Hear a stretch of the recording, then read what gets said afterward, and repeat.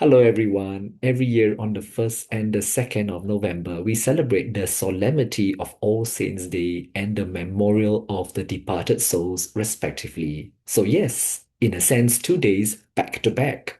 Now, this is not random, of course, so perhaps a very brief history might help. Firstly, when did the idea of All Saints begin? Now, of course, we don't have exact records, but the celebration of the saints stem from the very early church. The very early church, meaning the first 300 years of Jesus' death, his resurrection, and ascension into heaven. Many of the followers of Jesus, the Christians, or we call them the early Christians, faced major persecutions, especially from the Roman Empire. And many of them were martyred in various ways because of their faith. They were thrown to lions, they were burned at the stakes, they were crucified as well, or just simply slain by the sword. These heroic men and women, known and unknown, were then regarded as the first saints, because in that sense, martyrdom in those first 300 years of persecution was the only circumstance in which someone truly lived and died for Jesus Christ. So these heroes of the faith, these martyrs, were revered and remembered and thus considered saints of the church. Now, as the numbers increased, the number of martyrs and saints increased, which included some popes, bishops, priests, religious men and women, and even the lay faithful.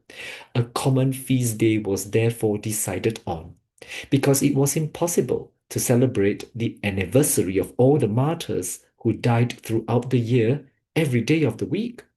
So, to keep the story very short, in the year 735 AD, on the 1st of November, Pope Gregory III consecrated an oratory in St. Peter's Basilica to house the relics of all these saints. And about 100 years later, in the year 837, Pope Gregory IV assigned 1st of November as a day of obligation to celebrate the Feast of All Saints' Day. So this is where the 1st of November came about and was confirmed by these two popes.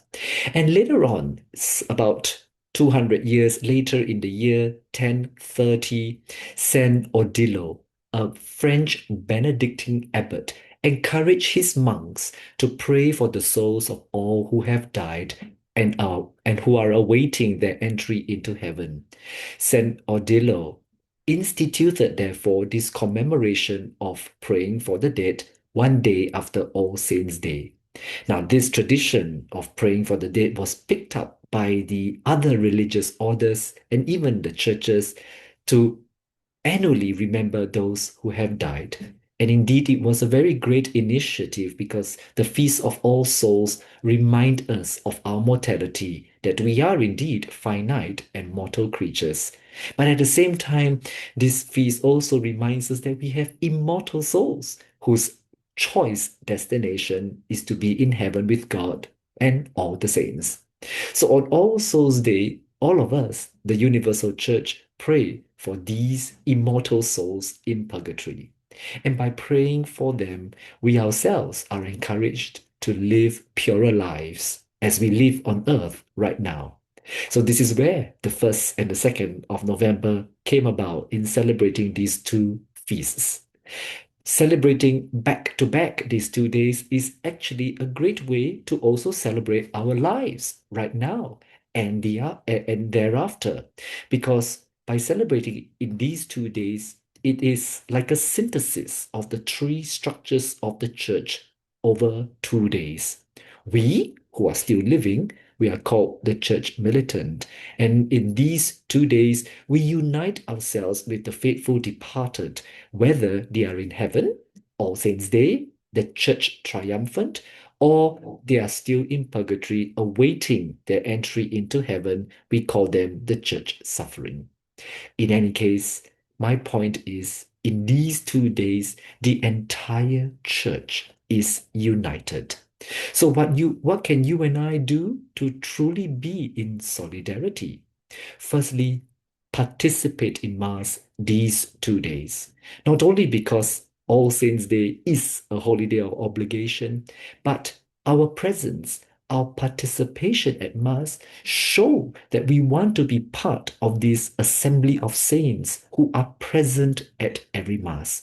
So, in our absence, it also demonstrates our lack of interest to be a saint.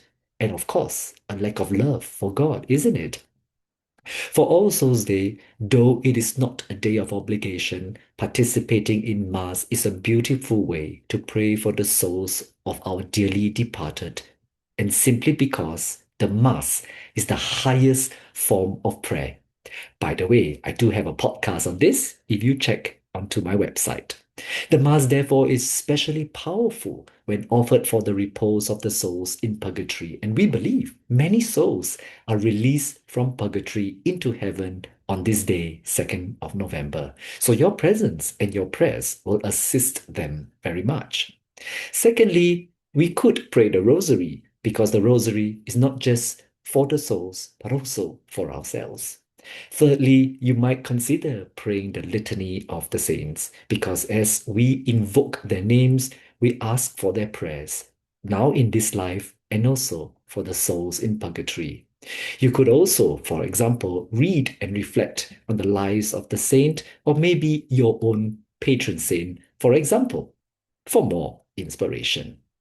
Now, before I end, some of you might want to ask this question: how do I know whether my loved ones are in heaven or still in purgatory? How do I keep praying for them? Well, the quick answer to you is well, I don't know, you don't know, we don't know.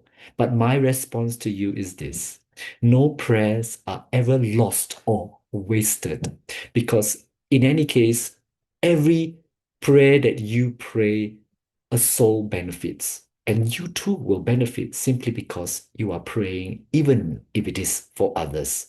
So may your prayers and may your presence at Mass help many of the souls to go to heaven one day, and more importantly, help you and I to be a saint one day as well. So happy feast day, and may our saints in heaven continue to pray for us, and we continue to help the souls in purgatory always. Praise be Jesus Christ. God bless. Bye bye.